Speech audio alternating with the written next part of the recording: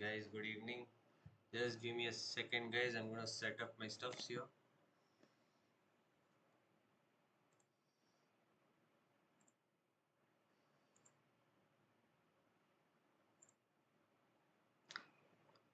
Okay, first thing, the sound.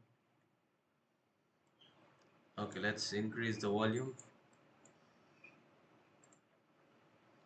Okay, firstly, is the volume pretty loud, guys?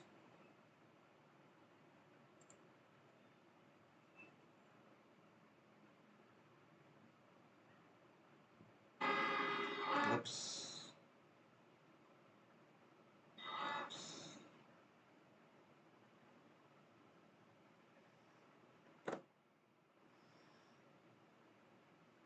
Hello, guys. Good evening. Okay, let's see. Is my audio clear? I don't think anyone answered. Let's. Audio and video is perfect. Thank you for the response. Okay, only Lishan and Manasvi has joined. Huh? Waiting for some more viewers to respond. As usual, they're gonna take their sweet time to respond. Okay. Hi, Arin. Okay. Hmm. Before we start, okay, we'll just we'll just wait for some students to come. Until then, we'll just do something. What do you do exactly? That's the thing, right? Some crazy messed up puzzle, maybe some hard level puzzle, I guess. I mean, usually my puzzles. I mean, if you do puzzle theme, it's gonna be like too easy. I mean, puzzle streaks are gonna be like too easy. Let's do some random puzzle, okay? Random puzzle. Okay, we have pulled up a 2400 level puzzle, okay? So until some viewers come, we'll just try to work on this puzzle, right? After that, like we'll just start our session. Hope that's cool with you all, right? Okay, let's see. 2400 level puzzle. Doesn't seem so hard, right? So first thing I'm looking at is bishop e3 check, right? And if rook takes e3, it looks like queen takes g2 is mate, but then we have queen takes here, right? First of all, bishop e3, rook takes e3, we can just take the rook and we seem happy, right? But after bishop e3, he is not forced to take the rook, right? He is not forced to take the rook. He can go like king h1. And do we have any sacks? Queen takes, pawn takes, rook g1? No, doesn't seem like that. Right? Okay, what's next? It looks like we can do a battery, right?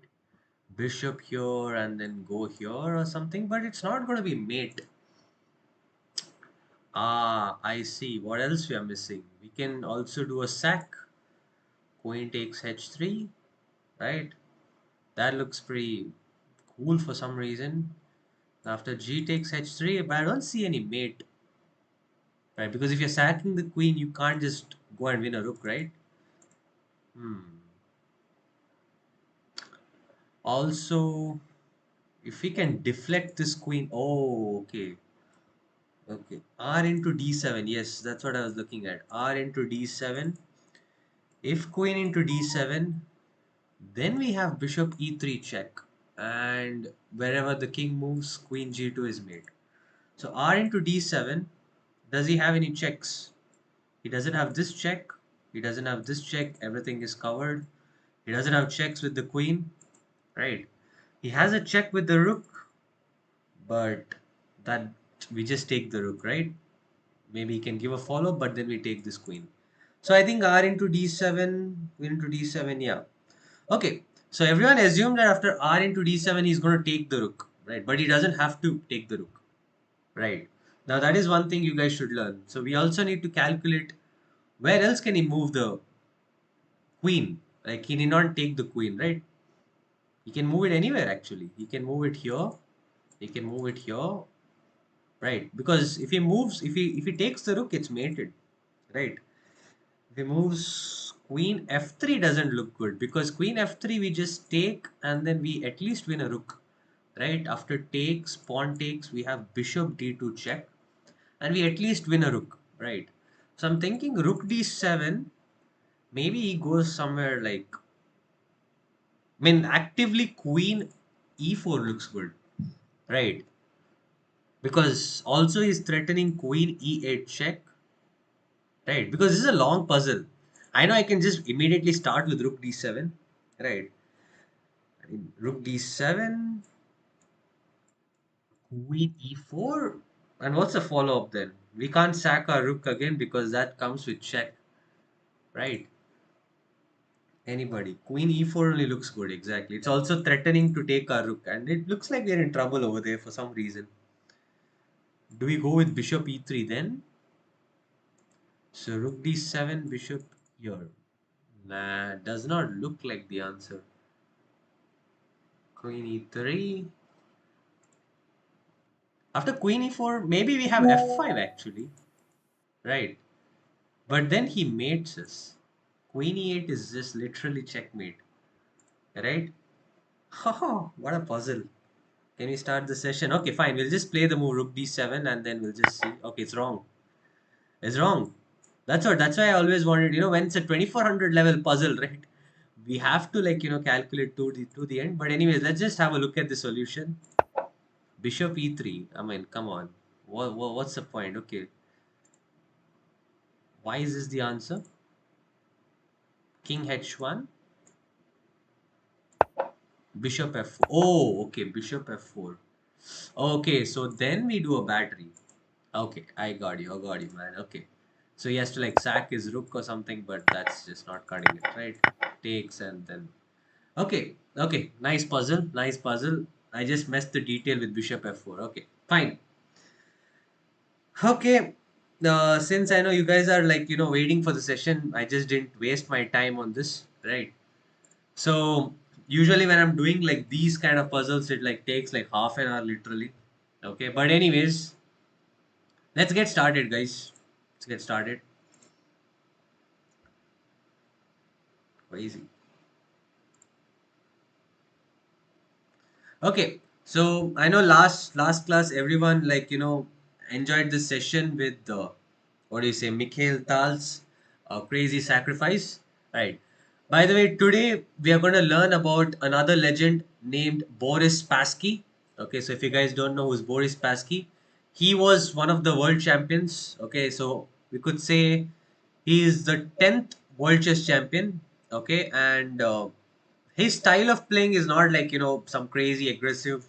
He's more of a positional player, okay, but also you can see he's more of an all-rounder. Like he can play like attacking as well as defensive strength, defensive play. That's why the title is named Spassky the universal player. Okay, um yeah, I think that's about it. So we'll just get started with the session. So this is a game between Spassky and Bent Larsen. Okay, so Larsen is playing with the white pieces, and we have our very own protagonist Spassky with the black pieces. Okay, it was played in the tournament named USSR versus the whole world. Okay, something like that. Okay, so let's get started, anyways, guys. So Larsen starts off with the move b3. Okay, pent. No, it's not pent. It's bent Larsen. Okay, b3. Okay, he's also one of the strong players. And now, how often have you guys faced this move? Is there anybody in the chat? Because a lot of you guys are like around 1600 leeches, right? Max to max. How many of you guys have ever faced this move b3? So weird looking move, right? But again, if you guys haven't faced this is called as a Nimzo Larsen. Okay, as you know, the player who is playing is named Larsen. It's a very annoying opening to deal with, guys, right?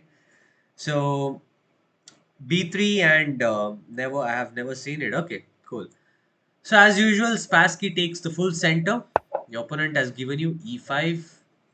So the point is we fianchetto the bishop, we attack it, and naturally we defend it. If you play d6 is also a move, but the bishop gets depressed, so we play knight c6. And here the move played is a little weird again. Might seem weird, but this is a theoretical response. Okay, the move is c4.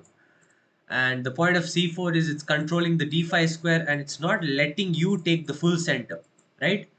So that is one of the objectives in the Nimzo. Now it looks like actually kind of an English kind of setup where he plays c4 and usually plays b3, bishop, g3, bishop, g2. But uh, in this kind of, when you're having two bishops fianchetted, it's really not so cool. Okay. So anyways, Spassky responds with knight f6, saying knights before bishops, right? And here I could say Bent Larsen makes the first inaccuracy with the move knight f3. Okay, usually the move that's played is e3 in the Nimzo, and the idea is to push for d4, right? And have a really good central control. Okay, but knight f3 is really a kind of a dubious move. If you guys can spot what's the reason, okay? Can you guys tell me why this move looks kind of awkward, even though it looks very natural, right? What could white do, black do here to get some early initiative in the game? First question. Yeah, boom. So when there's no pawns pushed in the center and you develop a knight like that, you often get your knight kicked out, right, with the move e4. So that's exactly what Spassky did, right? And now the knight has to move somewhere. If you move your knight here, it's obvious you're just going to welcome it, right? The knight has come here like a guest. He goes here and this is a donkey knight, right? So of course the knight has to pick a square. Usually knight e5 gets run down with like knight c6. I mean, knight e5 is totally fine, I guess, now that I look at it, right? Knight e5 is fine because I thought you have d6, but then you can take. Okay, knight e5 is one of the options, but he played knight d4. Okay, the knight to the center. And now, naturally, what lot of people, when they see a temptation of capture, you just do it. But again, you guys have like better moves to do, right? Than just capturing what you see. So instead of just capturing the knight, what Spassky did was like, you know what, I'm not going to help you. I have something better is I'll play the move bishop c5. Okay. And now you're actually threatening to win the knight, right? And yeah, so already black is like having pieces developed and white is like moving the same piece again, right? And here this is actually one of the theoretical response is to go knight f5, okay, which is not played in the game. I'm going to show you guys something crazy. E3 was played, okay, but I'll just say one short game of Adiban, knight f5 was played, and here the main move is to castle, and let's say something like e3, d5, cd5, and here, believe it or not, okay, this was a game between two GMs playing. One of the GM is named Adiban. You guys can look up the name if you don't know. It's very popular. Uh, he played the move knight takes d5. A GM blundering such a basic thing. So when GMs do such basic blunders, right, it's kind of satisfying, right? It's very satisfying, right? So can you guys find the knockout blow anyways? Just for the sake of puzzles, can you guys find the knockout blow?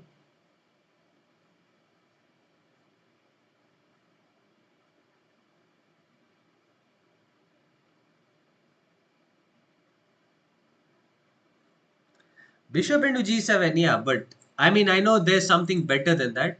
You can just capture this point, but okay, first of all, bishop into g7, we can just take the knight. Okay, you take the rook, but then this is not good. Like, you lost two pieces for the knight and bishop, like, for a rook. So, knight into g7 is at least logical, right? It's logical. He must have calculated that too. I don't know why he played knight into d5 though. It just does not make any sense. But I think the knight can get trapped, like, f6. Maybe like in some dream world, like, I don't know how exactly you trap the knight. Knight into g7 should be losing for some reason. But okay, we have something better anyways after knight into d5. And that move actually forced a resignation. Come on guys, quickly. The move that forced resignation, literally in just 6 moves. GMs resigning in 6 moves. How often do that happen in a green world, right? Queen g4. Yes, well said. Queen g4 threatening mate. What's the big deal, you might say? Like, how do you stop it basically? You get your queen out, he just whooshes it out. You play g6, knight h6 is mate. right? So in this position itself, white resigned. So I thought it was kind of hilarious. So I thought I'll show it, right? Anyways, that didn't happen here. Oops, so we just skipped to the main part. Huh? Yeah. So bishop c5, and yeah, e3 was not played. Now here, the knight takes the knight. Okay, and you have two options. You take with the b pawn or you take with the d pawn, right? Usually, there's a principle called taking towards the center. So what people do usually is take this side. You need to take the pawns coming this way. This is the center, right? You want to take this side of the board. But this is one kind of opening principle that gets violated very often. Here we need to take like this. Okay, and now if you take like this, the bishop is quite happy, right? The bishop can get out in the near future, right? And here e3 was played, just making some room for the bishop to come to e2, and he's going to castle, right? And now we need to develop, right? Is we can castle here. That's pretty much good, right? Also we can play bishop g4, but bishop g4 again. You need to assume that this is just an empty threat. It doesn't do much. After queen c2, the bishop just stares at thin air, right? It's really not so useful. And in the future, he can just kick this bishop out, right? So we need to look for something better, right? We need to look for something better. So move that's played is bishop f5. So we need to overprotect this pawn, and it's very important because if we just do some random move like bishop e6, um, white is going to like play something like d3, and let's say you take, and after he takes, white kind of eliminated his weakness. Okay, by the way, before I get into any other moves, okay, yeah, I mean bishop f5. Can anyone in the chat tell me what is this pawn called as before we just make a, what do you say, progression? Anybody in the chat, what is this move called as? Quickly. Backward pawn. Yes. So backward pawn, okay, we have this as a backward pawn, right, in that sense. But very important factor is that this pawn is in the open file, right? The D file is completely open. So this should be a prime target. We should not let him break it. We should not let him eliminate this weakness, right? So very important is to keep the bishop here. Now if you play D3, we just snap it off, right? The free pawn. Anyways, moving on. Here queen C2 was played. Uh, I don't understand why exactly.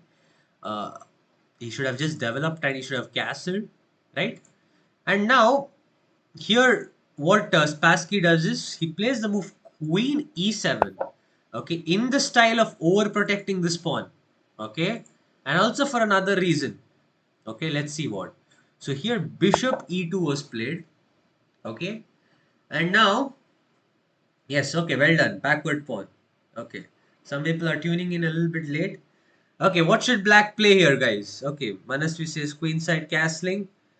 How many of you guys agree? What should black play? Okay, this is not a tactical question, positional question. What would you guys do? Okay, everyone saying long castle. Okay, we have some strong chat today. Okay, good. Long castles. Again, there's nothing terribly wrong with short castling, but long castling, guys, is much better because when you castle this way, this baby is coming here and staring at this pawn. Right, and that's exactly what we want. When we see a backward pawn, we need to identify a middle game plan, that is to put pressure on this backward pawn, right? So that's going to be our simple strategy. Okay. By the way, here, okay, my bad. Anyways, long castles, and now I think Bent Larsen either could have castled short, which looks natural, but this just looks scary too, right? Don't you guys think? Like, you can get like easy attacks with what I feel like, with the move knight g4, even though you can take, maybe we can read out this bishop here. You look at this. Black's pieces are like, black can like easily read out his pieces, and like this looks like more easy attacking for black. But I think that's what he could have done, because what the move that he chose was even more versatile. Okay, also what he could have done is to go a3 and b4, right, just to put a little bit pressure, right? A3 b4 would have been like kind of good, is what I believe. Okay, By the way, guys, what happens if you play d4?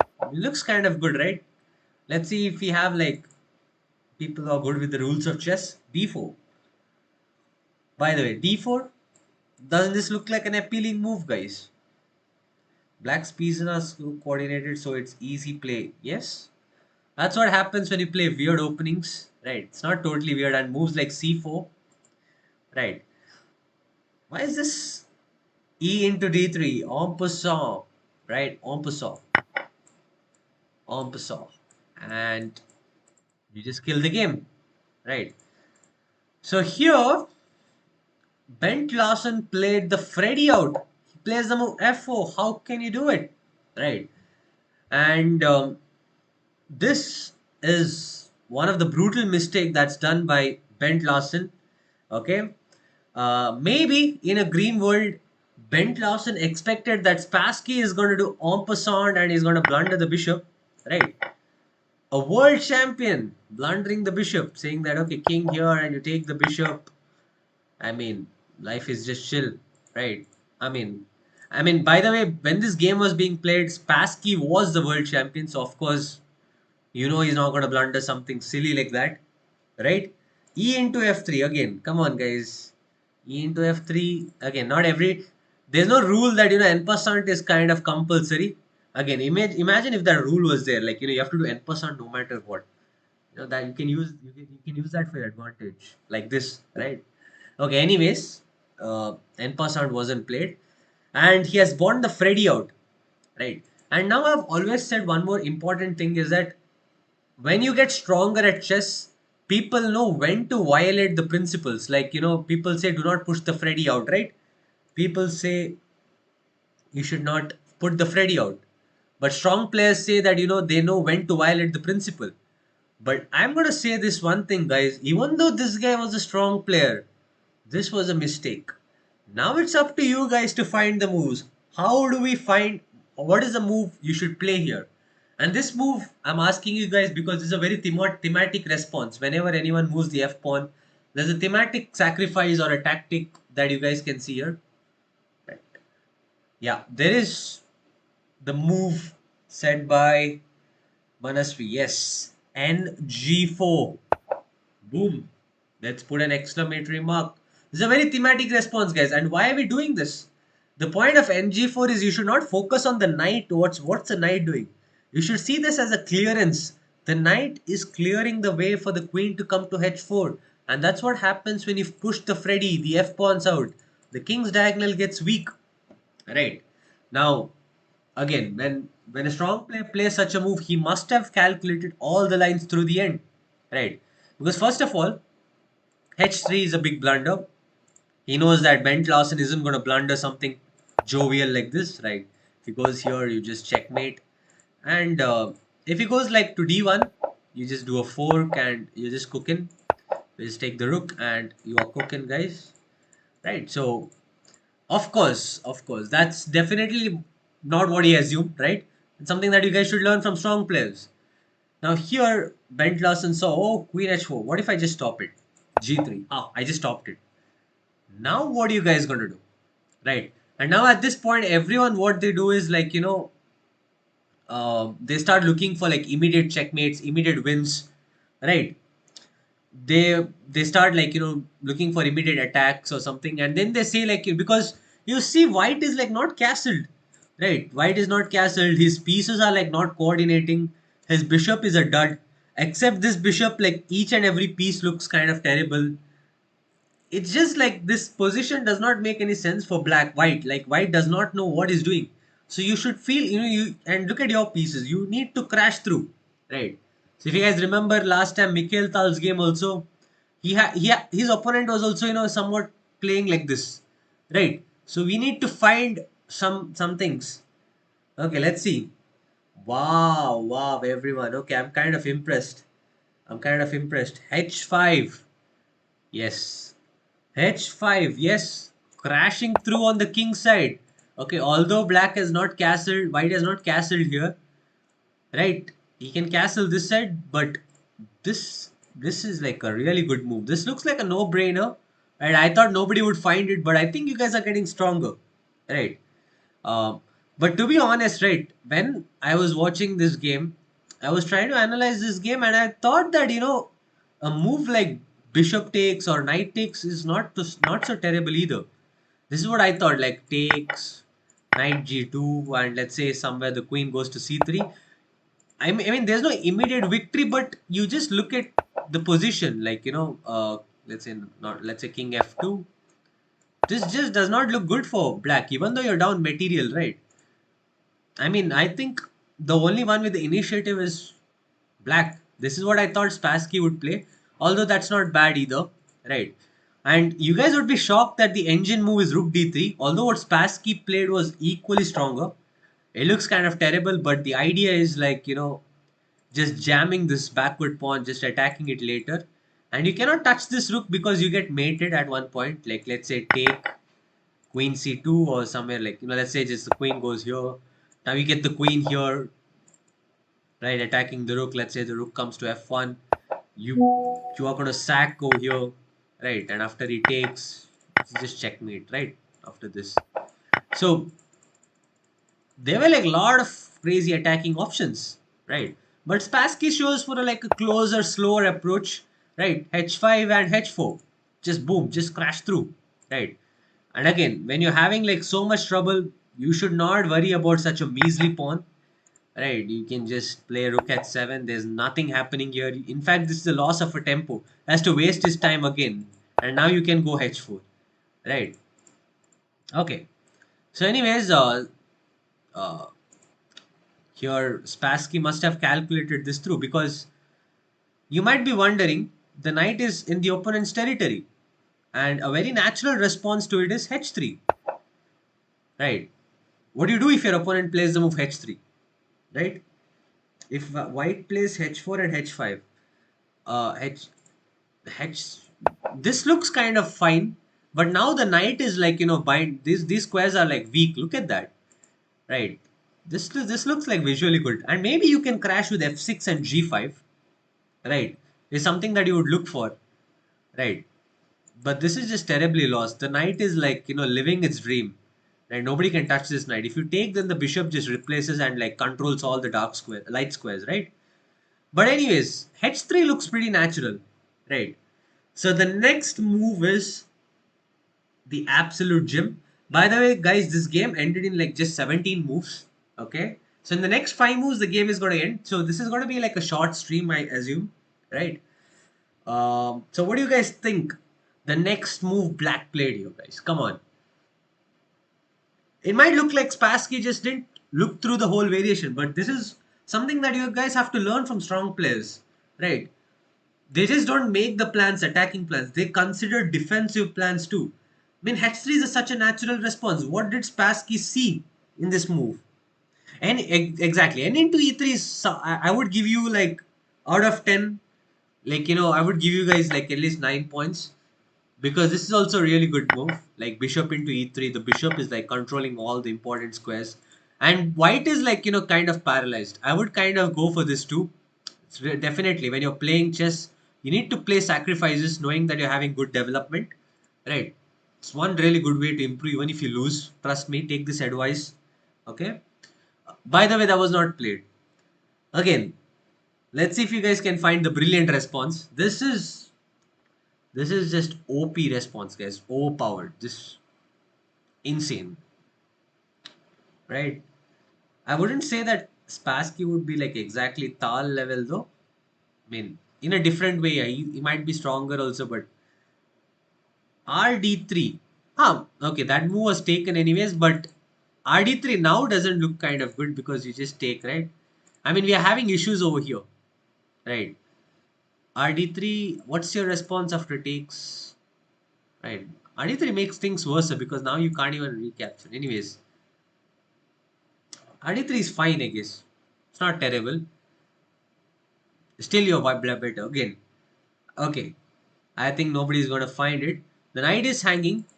If you guys just move the knight somewhere, he might crash through with g4.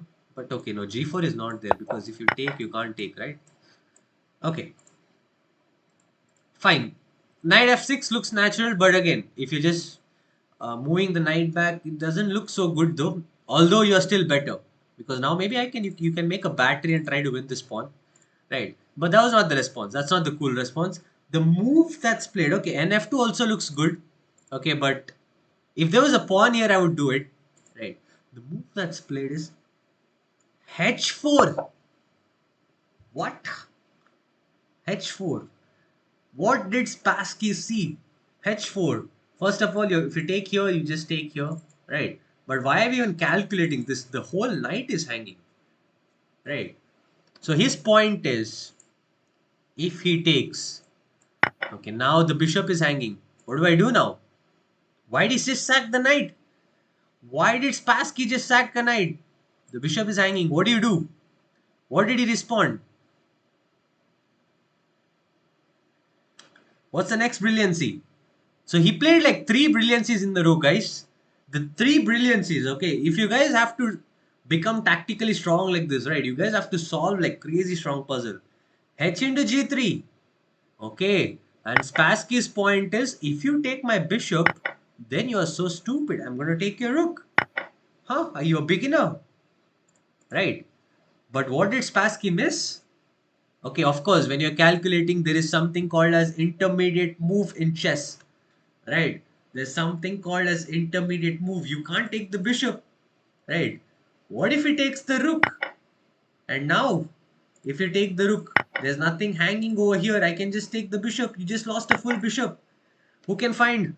What is our calculation here? There's actually going to be mate in few moves, I guess. Not exactly mate, but there's a winning sequence here. It's a passed pawn. Again, I can show you one game. I mean, not exactly a game. Like, I've done like a tactic like this. I mean, it's part of my opening preparation, trust me. QH4. No, not QH4. QH4 is fine. QH4 is fine, I guess. I don't think there's any way to stop the pawn. Maybe bishop f1 to go. I mean, things get kind of. Oh, wait, bishop f1, there is this move, right? Okay. That's bad. But okay, bishop f1, this is still not bad. Oh, yeah, it is. King here. Oh, now you can make a queen like this. Okay. Maybe Queen h4 is good. Queen h4 is more, but you have like more forced win. You can just go like rook h1. Yeah. Well said. If you found rook h1, that's good. Okay. And like after bishop f1, now you can play g2 and g3 queen is coming, or you can just take the bishop and that's just game over, right? That's winning. That's totally winning, right? So again, insane level of calculation, right? Seeing this through all the way through the end. All the moves are forced.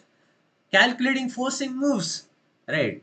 Okay, anyways, after h into g3, he did not take the bishop. He was much wiser. Rook g1 was played. And puzzle number 3. Okay, brilliant move number 3. Okay, quickly. White to play, black to play, and brilliancy number 3, guys.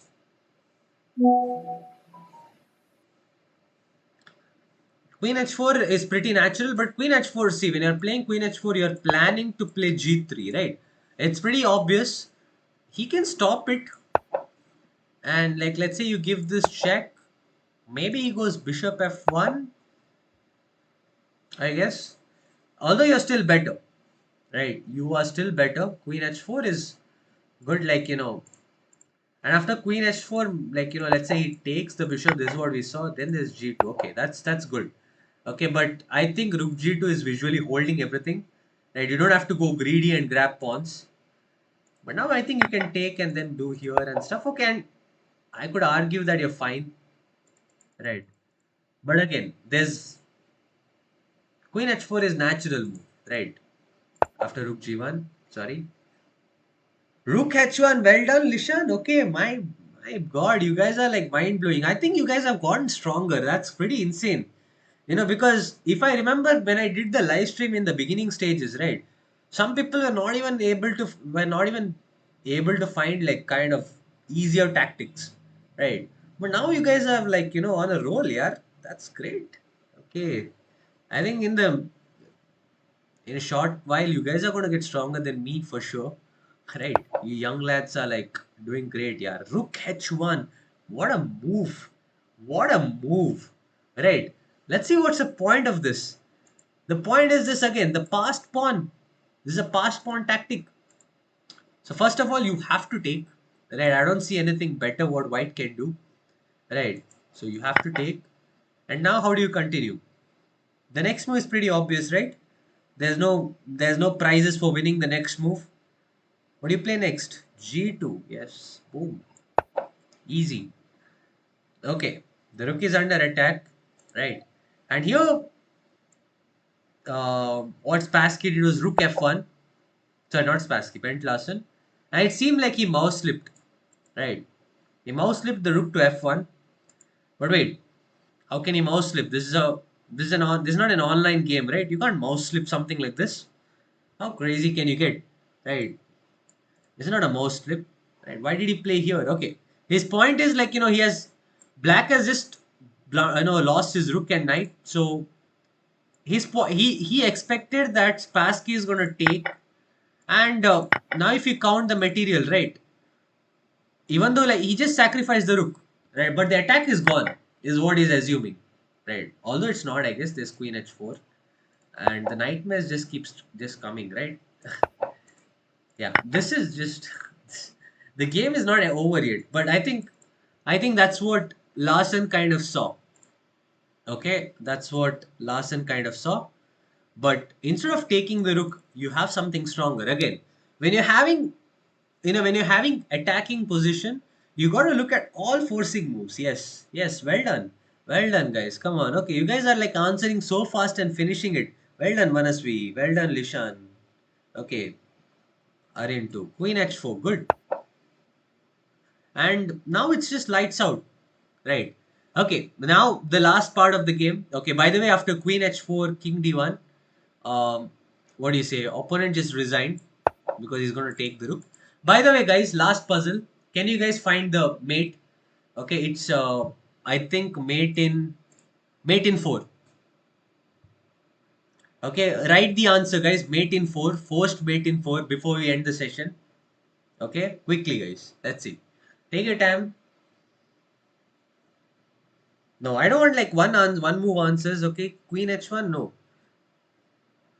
By the way, just in the meanwhile, if you're solving, if rook g1, queen h4, and like king d1, the move is queen h1 here. Okay, that's what Larsen saw, and this is also lost. If you take, this is just mate right after bishop f1. So, anyways, I kind of missed that detail, right? Yeah. So rook f1 and here, yeah. So calculate the move here, mate in 4, guys. I mean, I believe we are like today's chat is like kind of strong, right? So I believe you guys can find the answer, right? And again, if you guys are having queries like why not this move, why that move, you guys are free. You guys are free to ask, right? Not going to humiliate anyone.